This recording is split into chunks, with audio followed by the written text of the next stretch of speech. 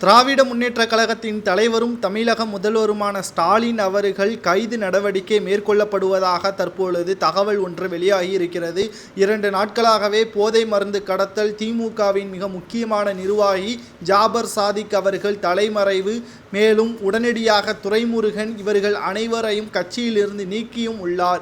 இந்த நிலையில்தான் 4 பேர்கள் கொண்ட கும்பல் விசாரணையின் முடிவில் கடந்த 2021 சட்டமன்ற தேர்தலுக்கு பிறகுதான் நாங்கள் போதைப்பொருள் கடத்தலில் ஈடுபட்டோம் என்ற வாக்குமூலம் கொடுத்திருப்பது நேரடியாக முதல்வர் ஸ்டாலின் அவர்களை சிக்க வைக்கும் விதமாகத்தான் அமைந்திருக்கிறது என்றும் தற்பொழுது தகவல்களும் வெளியாகியிருக்கிறது. ஒன்றல்ல இரண்டல்ல 2000 கோடி மதிப்பிலான தற்பொழுது போதைப்பொருள் கடத்தல் ஒட்டுமொத்தமாக திமுகவை சிக்க வைக்கும் வகையில் தான் அமைந்திருக்கிறது.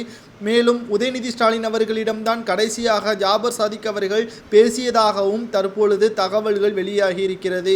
போதைப்பொருள் கடத்தலில் ஜாபர் சாதிக் அவர்கள் மன்னனாகவும் உதயநிதி ஸ்டாலின் மற்றும் மு.க. ஸ்டாலின் இவர்களுக்கு தொடர்பு இருந்தால் இவர்களது கைது நடவடிக்கை மேற்கொள்ளப்படும் என்று தகவல்கள் வெளியாகி இருக்கிறது. ஒட்டுமொத்த கூட்டமே தற்பொழுது சிறைக்கு செல்லக்கூடிய நேரம் வந்துவிட்டது.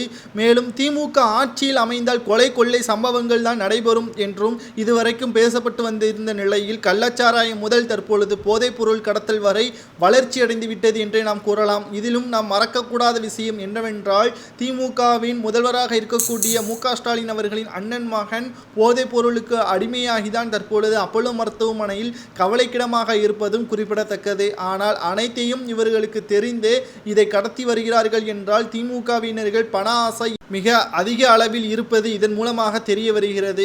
சனாதானத்தை பற்றி பேசி உதயநிதி ஸ்டாலின் அவர்கள் வடமாநிலங்களில் பாஜகவை வெற்றியடைய வைத்து விட்டார். தற்பொழுது நாடாளுமன்ற தேர்தலில் தமிழகத்தில் திமுக வெற்றியடையாதவாறு போதைப்பொருள் கடத்தலில் திமுகவினர்கள் சிக்கியதால் தற்பொழுது ஒட்டுமொத்த கூட்டணியும் அலரும் விதமாகத்தான் தற்பொழுது அமைந்திருக்கிறது. சீட்டுக்கள் கொடுக்காத திமுகவினர்கள் தற்பொழுது போதைப் பொருளை பயன்படுத்தி இவர்களிடம் இருந்து சீட்டுக்கள் தொகுதிகள் எங்களுக்கு நீங்கள் அதிகமாக கொடுத்தாலும் வேண்டாம் என்றுதான் முஸ்லிம் லீக் மற்றும் பாட்டாளி மக்கள் கட்சிகள் தேமுதிக போன்ற உடன் கூட்டணியாக சேர்வதற்கு ஆர்வம் தெரிவித்த கட்சிகள் அனைவரும் தற்பொழுது பின்வாங்கிவிட்டனர்.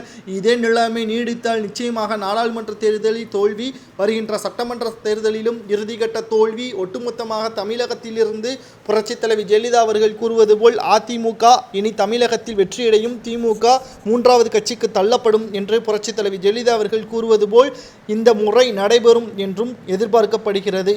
உதயநிதி ஸ்டாலினோ அல்லது மு.க. ஸ்டாலினோ போதை மருந்து கும்பலுக்கு மிக முக்கியமாக தொடர்பு இருந்தால் இவர்களுக்கு என்ன தண்டனை கொடுக்கலாம் என்பதை மட்டும் மறக்காமல் கமெண்ட் வாயிலாக கூறுங்கள். தமிழகத்தில் டெல்லி காவல்துறையினர் இன்று மாலை வருகை தர உள்ளனர். மேலும் இதில் யாரெல்லாம் சிக்குவார் என்பதை வரக்கூடிய வீடியோகளில் முழுமையாக தெள்ளத் தெளிவாக நாம் பார்க்கலாம். நன்றி, வணக்கம்.